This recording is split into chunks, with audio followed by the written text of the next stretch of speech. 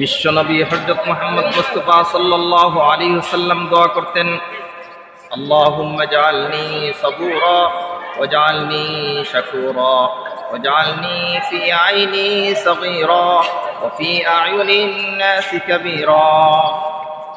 দোয়া করতেন, ও আল্লাহ তাআলা তুমি আমাকে সবুরকারী বানাও, তুমি আমাকে শুকরিয়াকারী বানাও, আমাকে আমার চোখে ছোট বানাও, মানুষের চোখে আমাকে বড় বানাও।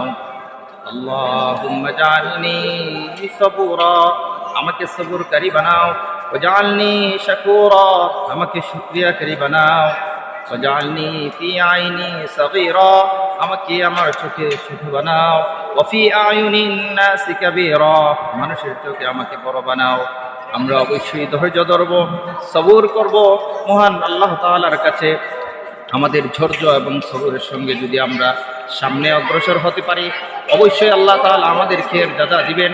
এবং ধৈর্যের মধ্যে রয়েছে সুখ, সবুরের মধ্যে রয়েছে সুখ।